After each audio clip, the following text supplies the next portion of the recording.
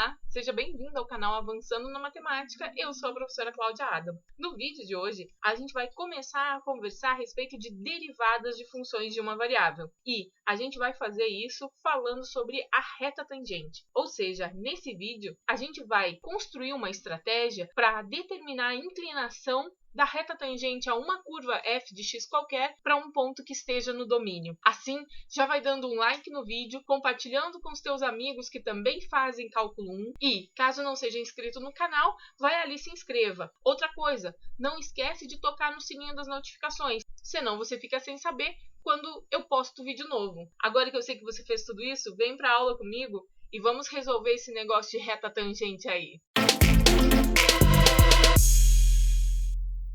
Eu vou começar esse vídeo propondo um desafio. Eu quero que vocês, junto comigo, resolvam o seguinte problema. Vamos pensar que a gente tem uma curva f de x. Se a gente conhece uma curva f de x, a gente pode sacar desta curva o ponto ou os pontos que nós quisermos. Pois bem, eu vou escolher um. Vou escolher esse ponto aqui de coordenadas a, f de a. Então, eu vou chamar esse ponto aqui de um ponto P. O ponto P, então, de coordenadas a, f de a.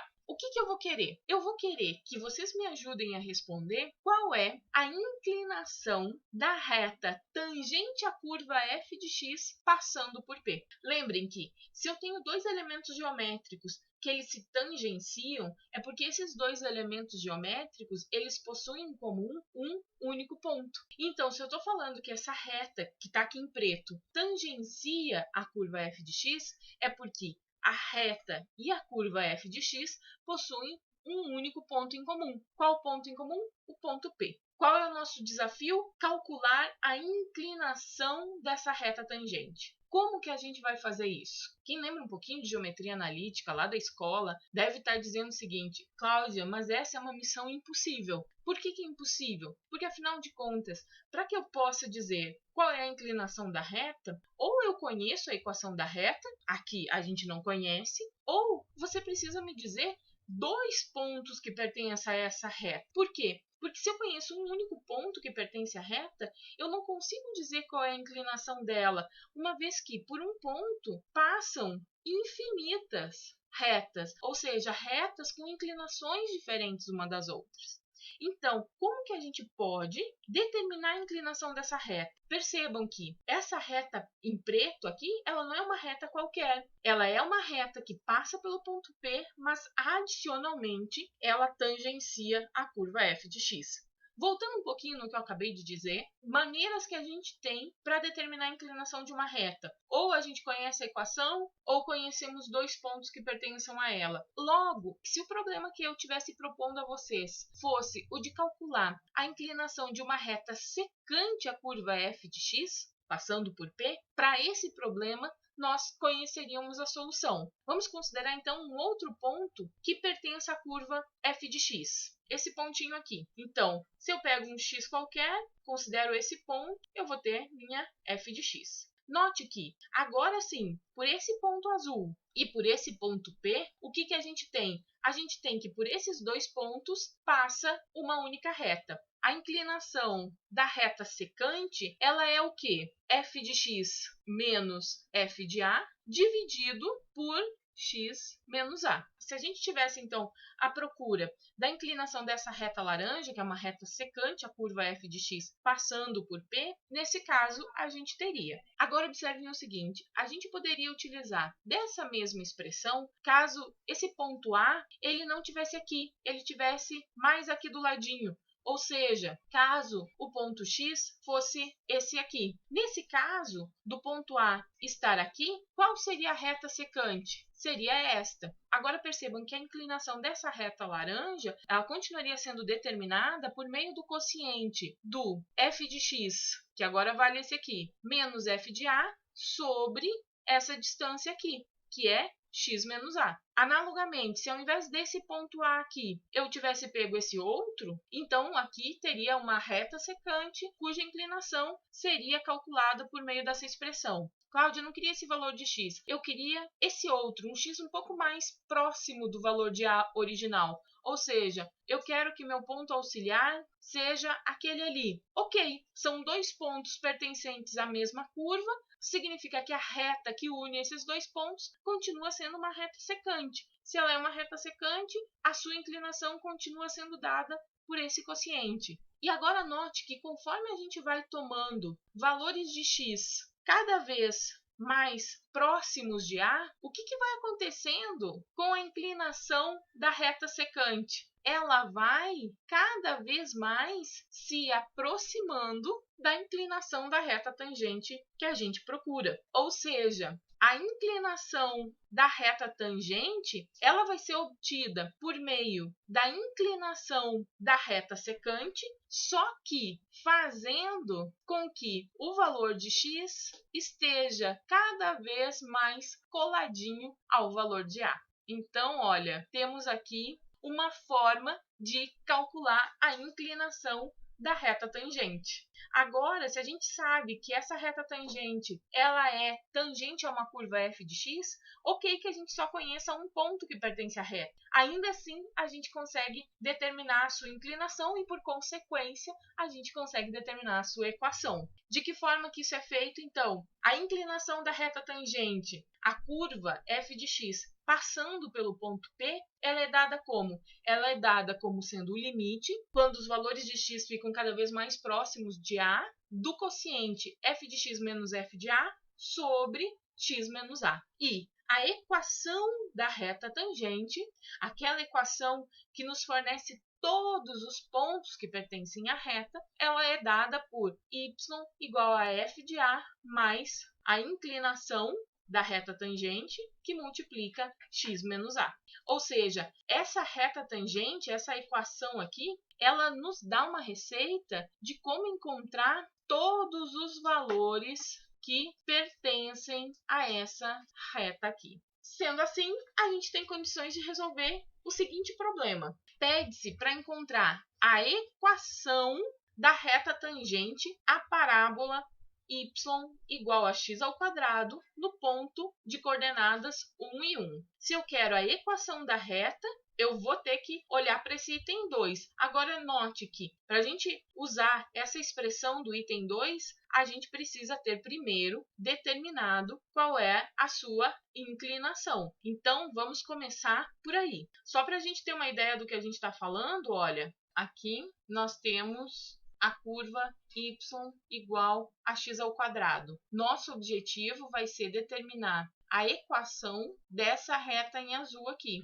que tangencia a parábola no ponto de coordenadas 1 e 1. Note que a nossa reta é uma reta ascendente. Então, o número m que a gente vai calcular, ele precisa ser positivo. Se nós encontrarmos um m negativo, isso indica que a gente fez alguma coisa errada. Aqui, então, antes da gente calcular esse limite aqui, vamos identificar quem é o A e quem é o f de A. A primeira coordenada do ponto P é A e a segunda coordenada do ponto P é o f de A. Logo, a primeira coordenada aqui é o A e essa segunda é o f de A. Bem, agora que a gente já sabe quem é A e f de A, vamos só lembrar como é calculada a inclinação da reta tangente. A inclinação da reta tangente será o limite quando x tende para A do quociente f de x menos f de A sobre x menos A. Então, a gente vai usar essa expressão aqui.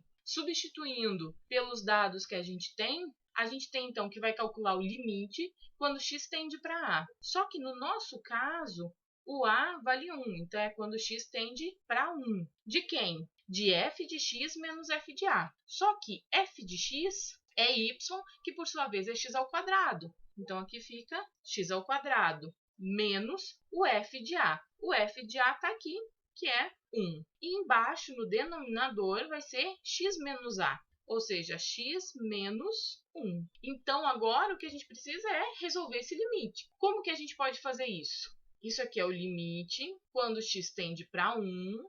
De quem? X ao quadrado menos 1 é a mesma coisa que o produto de x mais 1 por x menos 1. E aqui embaixo, no denominador, nós temos x menos 1. Como a gente está calculando o limite em torno do 1, significa que o x nunca é 1. Se x é diferente de 1, essa diferença aqui, ela é sempre diferente de zero. Portanto, eu posso dividir tanto o numerador quanto o denominador por ela. Isso vai fazer com que nosso limite, então, ele seja limite quando x tende a 1 da função x mais 1. Agora, esse limite aqui, limite da soma, soma dos limites, limite da identidade em torno de um ponto é o próprio ponto, mais limite da constante. Então, a inclinação da reta tangente vale 2. A gente tem a inclinação da reta tangente, que vale 2. A gente tem um ponto que pertence à reta. Falta agora a gente determinar a equação da reta. A gente viu que a equação da reta tangente ela é dada por essa expressão aqui, ou seja, por y igual a f de a mais a inclinação da reta que multiplica x menos a. Ou seja, a gente está falando de quem? Esse aqui é o a e esse aqui é o f de a. Então, a equação da reta vai ser f de a, só que f de a vale 1, mais a inclinação da reta. A inclinação da reta a gente acabou de calcular e vale 2, que multiplica x menos a, ou seja, x menos 1. Aqui, se nós fizermos a distributividade, a gente fica com y igual a 1 mais 2x, 2 vezes menos 1, menos 2. Ou seja, y igual a 2x menos 1. Essa aqui é a equação da reta tangente a x² em P de coordenadas 1 e 1, que era o problema que a gente precisava resolver. Ou seja, a equação dessa reta em azul aqui é y igual a 2x menos 1. Fácil, difícil? Lembrem sempre que qualquer questão em matemática ela se torna mais fácil quanto mais exercícios a gente resolve. Se teve alguma passagem que eu fiz e que você não entendeu a razão, volta o vídeo e assiste novamente com calma. Agora vamos voltar um pouquinho no que a gente conversou antes. Qual era o problema original da aula? Era, dado uma função f de x e um ponto qualquer nessa função, nosso objetivo era calcular a inclinação da reta que tangenciava f de x nesse ponto P de coordenadas a f de a.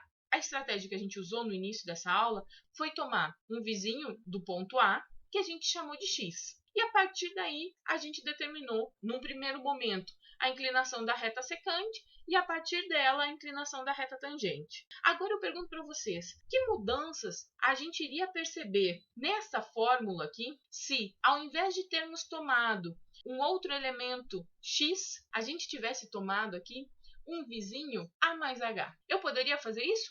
Lógico, eu chamo esse elemento vizinho do jeito que eu quiser. Quem seria h que apareceu ali? É essa distância aqui entre o A e o elemento que eu estou considerando. Se ao invés de, então, de x, eu tivesse chamado de A mais H, o que a gente iria obter? Um f de A mais H. Mas, para efeito de procedimento e conclusões a serem tomadas, praticamente nada iria mudar. Por quê? Porque com isso a gente ia dizer que tínhamos um ponto A auxiliar, a gente consideraria então que por P e A passa uma reta secante, a inclinação dessa reta secante seria f de A mais H menos f de A sobre esse tamanho, que no nosso caso é H. E a gente poderia repetir o mesmo raciocínio, ou seja, a gente tomou o vizinho A mais H aqui, mas se a gente quisesse, a gente podia ter tomado um vizinho um pouco mais próximo. Nesse caso, teríamos outra reta secante e o valor de H se alteraria. Se quiséssemos pegar um A mais H ainda mais próximos, poderíamos. E o H seria visto, então, ali em vermelho. Olha, conforme a gente vai tomando vizinhos cada vez mais próximos de A, o que a gente nota que acontece com o valor de H? Ele vai ficando cada vez menor. Logo, a inclinação da reta tangente, ela também pode ser vista como sendo o limite. Quando a gente toma esse valor de H aqui cada vez menor, ou seja, H tendendo a zero, o quociente de f de A mais H menos f de A sobre H. se não quisesse fazer essa interpretação e simplesmente a gente dissesse assim, no lugar de x, vamos chamar de a mais h. O que a gente teria? A gente teria que a inclinação da tangente seria o limite de quem? No lugar de x, a gente teria que colocar a mais h, menos f de a. E aqui embaixo vai ficar, no lugar de x, a mais h, menos da fórmula a. A positivo com A negativo cancela, sobra só o H. E aqui, se x é A mais H, perceba que H é a mesma coisa que x menos A. Então, quando x fica próximo de A, o que acontece? Essa diferença aqui fica cada vez mais próximo de zero, que é exatamente o que a gente encontrou aqui. Ou seja, o que nós temos aqui é uma forma alternativa para calcular a inclinação da reta tangente à curva f de x no ponto P. Esse limite aqui, quando a gente resolve, ele nos dá como resposta um número. Esse número ele é a inclinação da reta. Ele pode ser positivo, negativo ou zero. Eles representam a inclinação da reta, ou uma reta ascendente, ou uma reta descendente, ou uma reta horizontal. A equação da reta é o que a gente encontra por meio dessa outra expressão aqui. Para a gente checar se a gente entendeu, vamos usar dessa expressão aqui para responder a seguinte questão. Qual é a equação da reta tangente à hipérbole de equação 3 sobre x no ponto de coordenadas 3, 1?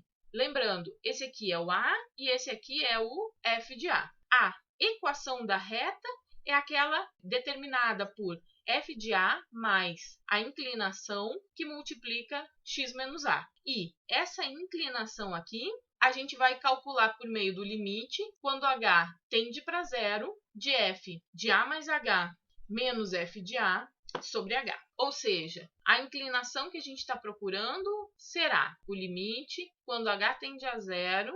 A gente precisa calcular f de A mais h. Vamos lembrar que y é f de x. Portanto, f de x é 3 sobre x. Vamos calcular essa expressão no ponto A mais h. Aqui a gente vai ter, então, que calcular o f de 3 mais h. Por quê? Porque o A vale 3, menos f de 3 sobre h. Isso é o limite quando h tende a zero de quem? F calculado no ponto 3 mais h vai ser o que aqui a gente vê como x, a gente vai considerar como sendo 3 mais h.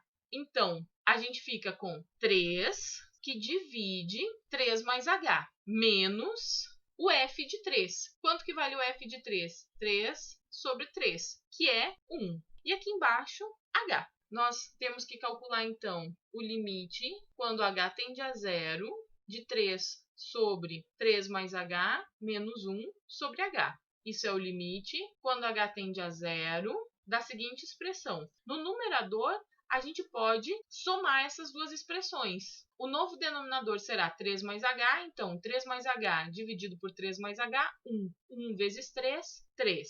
Menos essa expressão dividido por 1 é essa expressão. Então, fica 3 mais h vezes menos 1. Menos 1 que multiplica 3 mais h. E aqui embaixo, h. Isso vai ser o limite quando h tende a zero de quem? Aqui, vamos fazer a distributiva. Então, ficamos com 3 menos 1 vezes 3, 3, e menos 1 vezes h, menos h. E aqui, h. 3 positivo com 3 negativo cancela, e a gente fica, então, com o limite, quando h tende a zero, de quem?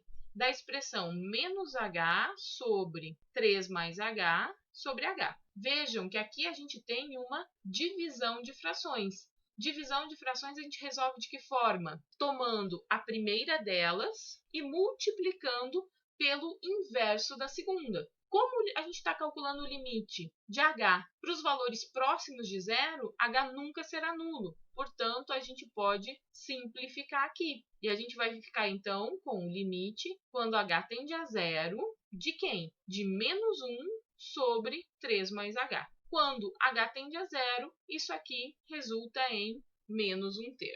Uma vez que a gente sabe que a inclinação da reta tangente é menos 1/3 e o ponto de coordenada 3 e 1 faz parte da reta tangente, a sua equação ela vai ser determinada de que forma? Como sendo y igual a f de a mais a inclinação que multiplica x menos a. Então, y é f de a mais a inclinação que multiplica x menos a.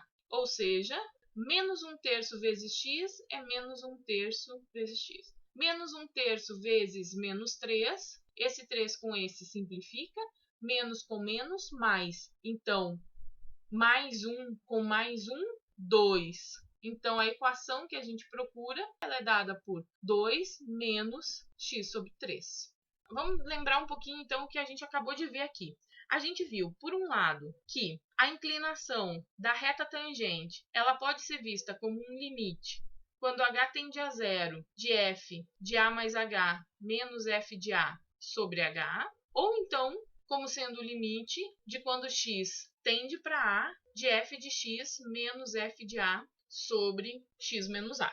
Note que se eu tenho y igual a f de x, se eu olho para f de a menos f de x sobre x menos a, eu posso entender isso aqui como a inclinação da reta secante era esse cateto, dado pela diferença de f de x menos f de a, ou seja, dividido por esse tamanho, que era x menos a.